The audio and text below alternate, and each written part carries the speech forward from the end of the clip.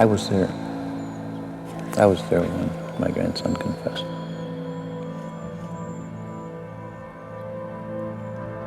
And it was terrible. First time I met Mary Bell, I felt that something bad could happen involving this girl. I believe that people have the propensity to be bad when they are born, and Mary Bell was one of these people. I just want to be successful. I just want to graduate college, get a job in my major and be successful. And what do you want to tell the world about you? That I'm innocent. That's like the only thing I really want people to know.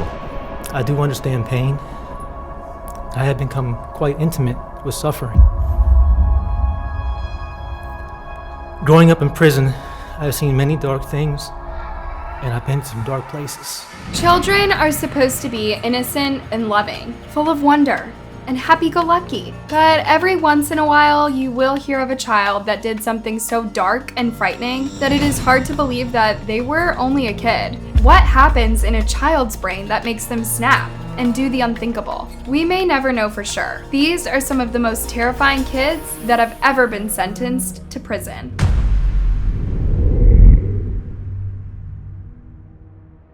In 2001, Lionel Tate was only 14 years old when he became a teenage killer, and his life as he had known it would change forever in just one day. Lionel and his mother Kathleen lived in Pembroke Park, Florida. Kathleen would often help out one of her friends by babysitting her then 6-year-old daughter, Tiffany Unick. Tiffany was an adorable little first-grade girl who was very familiar with Lionel and his mother. There had been absolutely no signs that would have caused Tiffany's mother to suspect that her little girl would not be safe in the home of Kathleen and her son. But then, one summer day, the unthinkable happened. It started out like any normal evening. Kathleen had prepared dinner for herself, Lionel, and Tiffany. After getting things cleaned up, Kathleen was feeling tired, and after checking to make sure that both Lionel and Tiffany were set up comfortably in the living room with the television on, she headed off to bed. At some point during the evening, she could hear the noises coming from downstairs that woke her up. She didn't think anything of it and assumed the kids were just playing. She called downstairs asking for them to quiet down and then went back to bed. A short time later, Lionel would go up to Kathleen's bedroom to wake her up, and what he would tell her was nothing short of a nightmare. He said that they had been practicing some wrestling moves with Tiffany when all of a sudden she hit her head and stopped breathing. Now, in order to envision how these two children would have been wrestling each other, you have to consider their weights. Lionel was large for his age, around 170 pounds, while Tiffany was a mere 48. It would have been easy for him to really hurt her. Kathleen rushed downstairs and attempted to render air for the child, but it was too late. She was beyond help. Lionel was later arrested and charged with murder. Now, there was one very important thing that would have to be determined during the trial. Was this an innocent mistake, as Lionel had suggested, or was it something much more sinister? In order to make that decision, the jury would have to hear from the medical examiner who did the autopsy on little Tiffany. What she found was horrific. The 48-pound first grader had sustained more than 35 injuries, including brain hemorrhages, a cracked skull, a fractured rib, and lacerated liver. According to the medical examiner, the injuries were so severe that they could only have been inflicted intentionally. Despite the grave wounds, Lionel still claimed that he was just playing wrestling with the little girl. The prosecutor in the case said that he did not believe that the wrestling defense was a fair defense. Lionel was later convicted in Tiffany's death and sentenced to life in prison without parole. However, several years later, the case was revisited. He was offered a plea deal that would cause him to have to spend no more than 4 years behind bars. He was eventually freed and sentenced to just probation. Does this seem like justice to you? Let us know in the comments. Is it possible for even the most deranged and twisted kids to be rehabilitated and become decent members of society? If you consider the case of Mary Bell, you might say that the answer is yes. But Mary's turning point did not occur until she had already committed some unthinkable acts. The first time I met Mary Bell, I felt that something bad could happen involving this girl. I believe that people have the propensity to be bad when they are born, and Mary Bell was one of these people. Mary Bell was born in 1957 in the United Kingdom. Her life was not very idyllic. Her father was said to be cruel and violent, and her mother was rarely home. Still, it is not clear what role her tumultuous childhood may have had in the monster she would later become. She was just 10 years old when she took someone's life for the first time. Yes, you heard that right. Just 10 years old. One of the youngest to ever do something like this. Her victim was a little boy. She wrapped her hands around his neck and squeezed until the fight went out of him. She later took the life of another boy in the same way. She was later arrested for the killings and became Britain's youngest serial killer. While in custody, it would be determined that she had a psychopathic personality disorder. She spent around 11 and a half years behind bars before eventually being released in 1980 when she was 23 years old. She has gone by several fake names throughout the years, which have allowed her to live a relatively normal rest of her life. As of 2023, she is believed to be in her late 60s. Eric Smith is known as the freckle-faced killer. When you look at his bright red hair and small stature, it's hard to believe that someone like him could be capable of such evil. He was just 13 years old, living in New York one summer, when he locked eyes with an innocent little child who would soon become his victim. The child was Derek Joseph Robbie, an adorable blonde 4-year-old who had been on his way to summer camp at the time. The little boy was riding his bike and carrying his lunchbox, excited about the day ahead, which was planned to be full of friends and summer fun. Tragically, his young life was about to be cut short at the hands of Eric Smith. Eric, a child who was often bullied at school, chose not to control his impulses when he saw the opportunity to take out his anger on someone else who was defenseless. He ultimately lured Derek into a secluded area of the woods and violently took his life. After the young boy died, he opened up his lunchbox and took out a packet of Kool-Aid, which he then dumped on him before leaving him behind like he was nothing more than garbage. Later that day, Derek's mother arrived at camp to pick him up for the day. When she found out that he never made it, she panicked and called the authorities. A search began, and the little boy's body was found just a short time later. Meanwhile, Eric was later arrested after he confessed to his mother that it had been him who had killed Derek. Eric's family, including his grandfather, were shocked to learn the truth. In no way did we feel that he had done it. We felt that he knew something. Maybe somebody had threatened him. That's why he wouldn't tell. It's hard to imagine how hard it must have been for the two of them to reconcile the truth of what the boy they loved had done. Family members sat Eric down and begged him to tell what he knew. The truth was more terrible than they ever imagined. And he just said what? I'm sorry, Mom. I'm sorry. I killed everybody.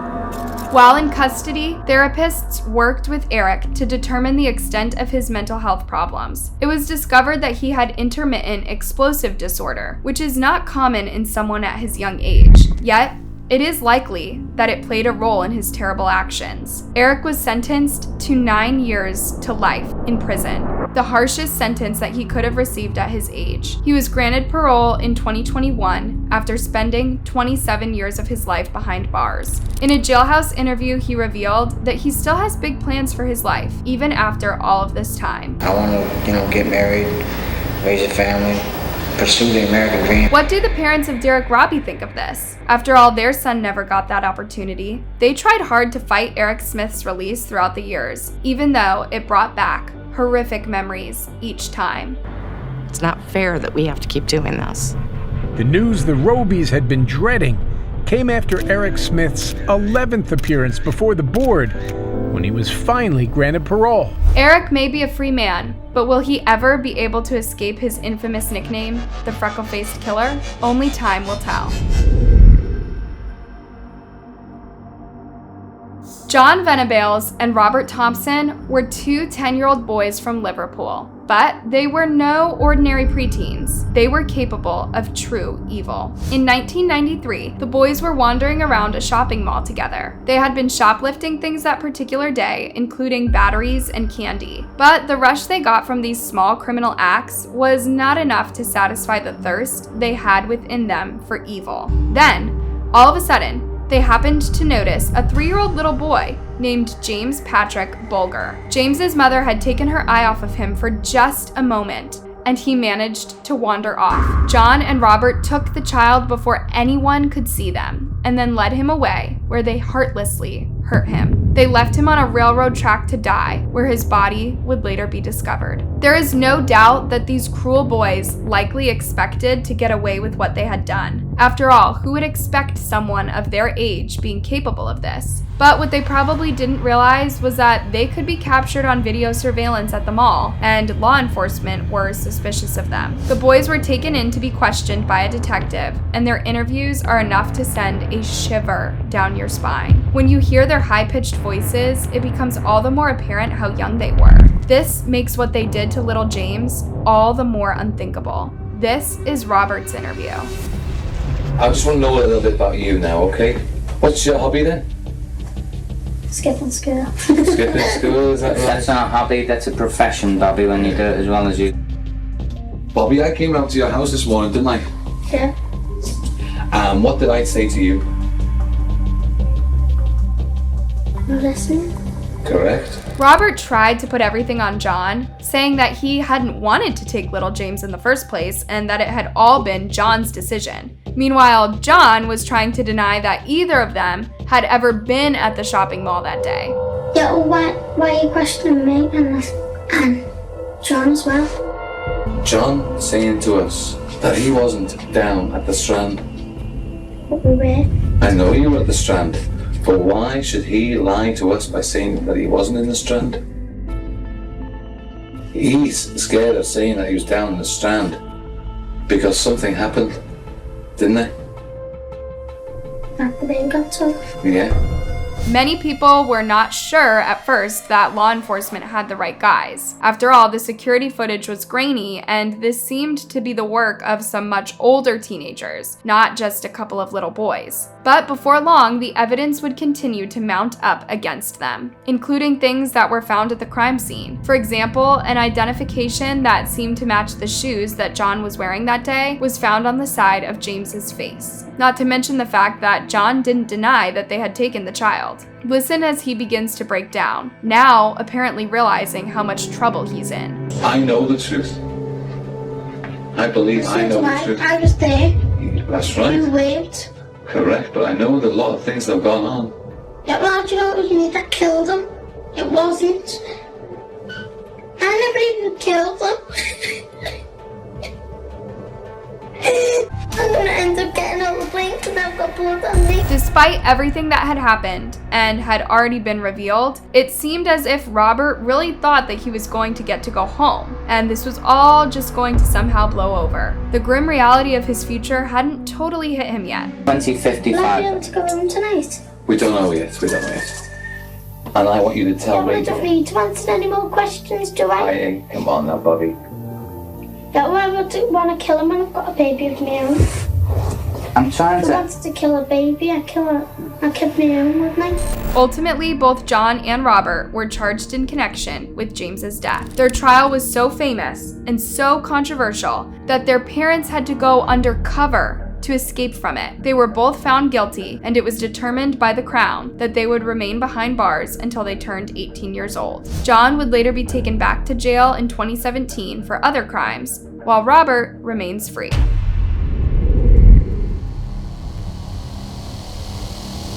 Graham Young is the infamous teacup poisoner of Middlesex, England. He was born in September 1947 to Frederick and Bessie Young. Even when he was still just a little boy, Graham had some very strange interests. He was especially interested in poison and the side effects it can have on the body. He began studying things like dark magic and reading everything he could about different chemists. He was absolutely fascinated by the idea that just by mixing a couple of substances, he could poison his own family and friends. Before long, it was beyond something that he was just interested in, and he actually started poisoning people's food and drinks. He started with his stepmother, who started to suddenly have severe bouts of what seemed to be the flu. His sister and several of his friends would also end up getting this condition as well. His sister ended up getting so sick that she had to go to the hospital. It was there that doctors determined she had been poisoned. The poison came from a plant called deadly nightshade. Graham's dad confronted him about it, but he denied it. His father was still not convinced, but after searching his son's room and finding no sign of the poison, he simply let it go. While Graham's sister was able to survive being poisoned, his stepmother was not so lucky, and she eventually passed away. Even after that, Graham continued to poison other people, sometimes putting the poison in their tea. This is how he got his famous nickname. Graham was arrested after 2 kinds of poison were found on his person. He ended up pleading guilty to multiple different poisonings. He was just 14 at the time. Graham was convicted and sentenced to life after trying to kill at least 3 people. He died at the age of 42 from a heart attack while still behind bars.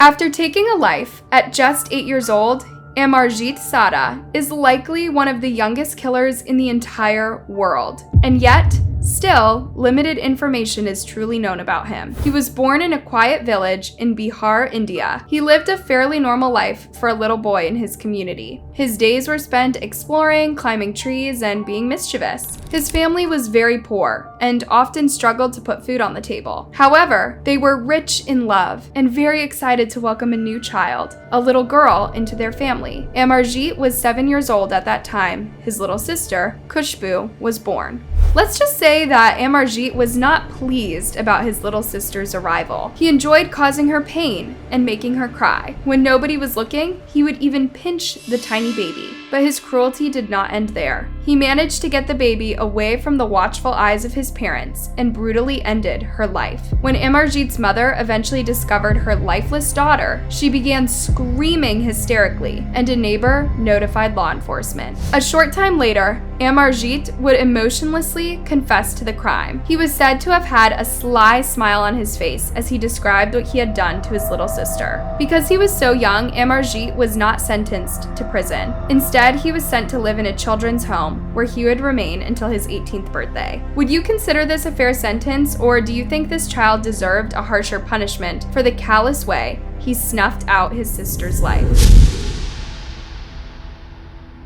It is not very often that you hear about killers under the age of 13 years old. It is perhaps even rarer to hear about child killers that are girls. That could be one of the many reasons that the story of the Richardson murders is as disturbing and shocking as it is. 12-year-old Jasmine Richardson lived in Alberta, Canada, with her dad Mark, her mom Deborah, and her 8-year-old brother Tyler Jacob. Despite her young age, Jasmine was dating a 23-year-old man named Jeremy Allen Steinke. It was absolutely no surprise that those who were aware of the relationship were disgusted by it, including Mark and Deborah. Jasmine's parents had grounded her in an attempt to keep her from seeing him. On top of dating a minor, there were a lot of other things that were kind of weird about Jeremy. He was obsessed with vampires, as well as the movie Natural Born Killers. It seemed that Jasmine was not going to let anyone, even her family, keep her from being with Jeremy, and she ended up taking matters into her own hands. On the afternoon of April 23, 2006, the bodies of Mark, Deborah, and Tyler were found inside of their family home. There was no sign of Jasmine, and initially there was concern that she could also be in danger and had been taken somewhere else. But in reality, it was her and Jeremy who committed these horrible crimes. They were later located and placed under arrest. At some point after the arrests had taken place, Jeremy asked Jasmine to marry him, and she said yes. Because Jasmine was only 12 years old when all of this went down, the news outlets and publications at the time couldn't publicly identify her. It wasn't until years later that it was revealed what happened to her after the murders. She was sentenced to 10 years behind bars, as well as some time in a psychiatric facility. She was able to attend school while in prison. Jeremy, on the other hand, was sentenced to life in prison, with the possibility of parole after 25 years. This is the very controversial case of Jordan Brown. Jordan was just 11 years old when he was accused of killing his father's pregnant girlfriend, 26-year-old Kenzie Hook, in their Pennsylvania home. This happened back in February 2009. Jordan was found guilty, not just of Kenzie's death, but that of her unborn baby. In 2018, the Supreme Court overturned Jordan's guilty verdict, and it was determined that he had been wrongfully convicted. Jordan had spent years behind bars, but years later, at age 21, Jordan came forward to talk about having been innocent this whole time. So many years lost for this young man. Absolutely, Michael. And you know, there were headlines everywhere. He was dubbed the world's youngest monster. Jordan Brown, though, has never spoken publicly about being arrested for murder as a fifth grader until now. Can you imagine spending your whole childhood in prison, even though you never did anything wrong? There were no fingerprints and no evidence that connected Jordan to his stepmother's death, and still he was sent to jail without a second thought. Now, he gets to tell his side of the story. This is the mugshot that was taken. I was crying in the picture. I was crying that whole night. I didn't understand what was happening. I didn't know where I was at, like what was going on or anything. Did you understand what you stood accused of? No, I didn't understand. Jordan was just a kid, and now he was being accused of committing one of the most crimes it is possible to commit. How long could law enforcement make a mistake this major? It is likely that if people behind the scenes hadn't been pushing so hard to get his conviction overturned, Jordan could still be in prison right now. Jordan's dad, Chris Brown, always believed that his son was innocent and spent hours visiting him at the juvenile detention center where he was being held. He was still holding on to hope that maybe his son's fate would change. We were there over 1,000 times. And so what made you need to be there? He's my son. Jordan is relieved that the courts finally determined that there had never been sufficient enough evidence to charge him with the crime. But what about all those years lost? He says he still tried to make the most of them. During his incarceration, Jordan taught himself how to play guitar and became a pretty good basketball player. No, I'm not angry. I mean, I think the whole, like what happened and the way it happened is BS, but I'm not. Can I say that? Despite everything that has happened, Jordan still has high hopes for his futures. I just want to be successful. I just want to graduate college, get a job in my major and be successful. And what do you want to tell the world about you? That I'm innocent. That's like the only thing I really want people to know. So the main question still remains. If Jordan wasn't the one who killed Kenzie all those years ago, who did? What actually happened? Members of Kenzie's family who are still convinced that Jordan is guilty, despite what the Supreme Court says was a lack of evidence. Joshua Phillips was born March 1984 in Pennsylvania. His life was difficult beginning at a young age because his father struggled with substance use and took his anger out on both Joshua and his mother, Melissa. As a result, he spent a lot of time living in fear and avoiding his father at all costs. Joshua and his family eventually relocated to Florida, but things did not get much better because he was still living in fear. This fear would ultimately lead to a horrible tragedy. Joshua was just 14 years old when, in November 1998, he took the life of his 8-year-old neighbor. The victim was Maddie Clifton. The pair knew each other well, and Maddie's parents had no reason not to trust Joshua around their daughter. But then one casual baseball game ended up going tragically wrong. According to Joshua, Maddie was accidentally hit by a baseball when they had been playing together. He panicked, allegedly not wanting to get in trouble from his father. When he was unable to quiet Maddie down, he ended up dragging her away to a place where nobody could hear her screams. He then took her life with a baseball bat and hid her body. Maddie was reported missing, and the whole community, including Joshua, took part in the search. It was not until days after the disappearance that Joshua's mother noticed a strange wet spot on her son's bedroom floor. She became suspicious and searched the room further before eventually finding Maddie's dead body. She immediately alerted the authorities, and Joshua was arrested later that day. Even though he was only 14 years old, Joshua was charged as an adult in Maddie's death. He was ultimately found guilty and sentenced to life in prison without the possibility of parole. However, he may be eligible for resentencing in the year 2023. Years after Maddie's death, Joshua sat down and addressed the court, apologizing for what he did to the 8-year-old. He appeared emotional as he read a statement directed at his victim's family. This is for the family of Maddie Clifton. I've wanted to say this for a very long time, and I am grateful that this chance to do so in person has arrived. I don't pretend to know or understand your pain or to grasp the void that I've created in your lives. I can say this: I do understand pain. I have become quite intimate with suffering. Growing up in prison, I've seen many dark things, and I've been to some dark places. Dressed in an orange jumpsuit and appearing thin and weak, it's hard to believe this is the same person as the child in this photo from all those years ago. Joshua went on to say that if it was up to him, he would go back to age 14 and he would never have hurt Maddie. But he can't go back, and there is nothing he can do to fix what has happened. I'm so sorry for what happened. Even now, after all these years, it is just unfathomable that all this could have occurred. It tears my mind asunder to know that I stole such a precious life from you, from the world. I so wish I could take away your pain.